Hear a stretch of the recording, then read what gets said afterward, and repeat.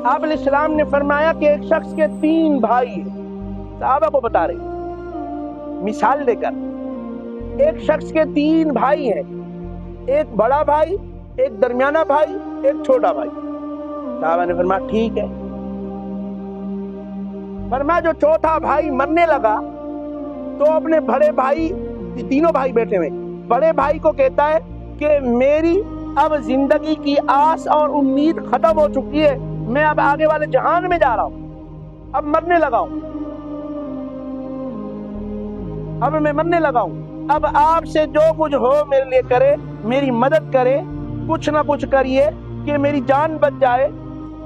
مجھے کچھ نفع دیجیے، کچھ فائدہ دیجیے، کوئی میری مدد، نصرت، اعانت کیجیے، میں نے تجھ پر بڑے احسان کیے، ساری زندگی تمہیں کھلایا پلایا پالا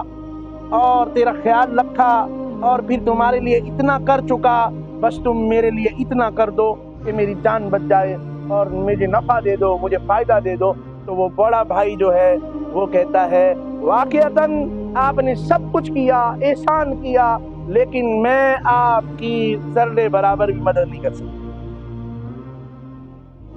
بھائی میں نے تیرے لیے اتنا کچھ کیا، کچھ تو کر لے۔ کہا میرا تجھ سے تعلق صرف تیری سانس تک ہے، جب تک تیری روح تیرے جسم میں ہے تب تک میں تیرے ساتھ ہوں، تیری روح تجھ سے نکلی، میرا تجھ سے کوئی تعلق نہیں، کوئی واسطہ نہیں، میں تو تجھے جانتا تک بھی نہیں۔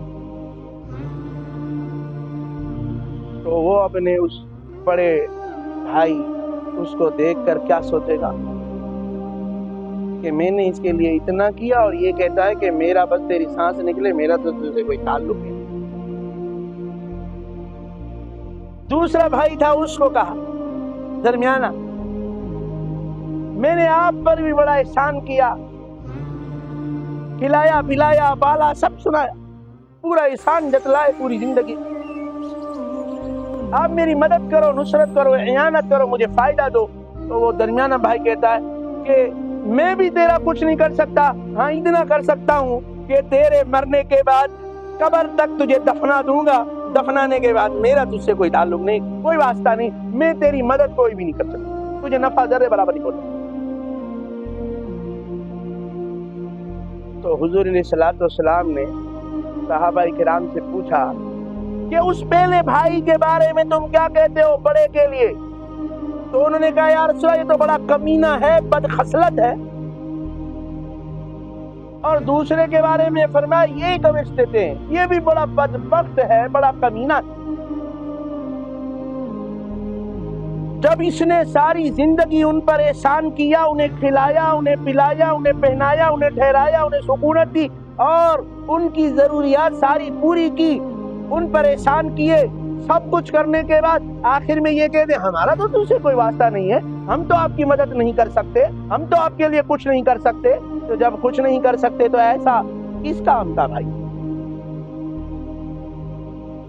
تو صحابہ کرام سے جب حضور نے پوچھا وہ دونوں کیسے تھے، پہلا اور دوسرا، درمیانہ، بڑا اور درمیانہ، تو صحابہ نے فرمایا دونوں کمینے تھے، دونوں بد خصلت تھے، دونوں ہی بیکار قسم کے معطل تھے۔ حضور علیہ السلام نے فرمایا پھر تیسرا جو چھوٹا بھائی تھا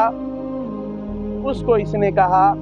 کہ میں نے تو تیرے لیے کچھ بھی نہیں کیا، کوئی احسان بھی نہیں کیا، لیکن تو میری مدد کرے گا؟ وہ کہے گا ہاں میں تیرے ساتھ ہوں،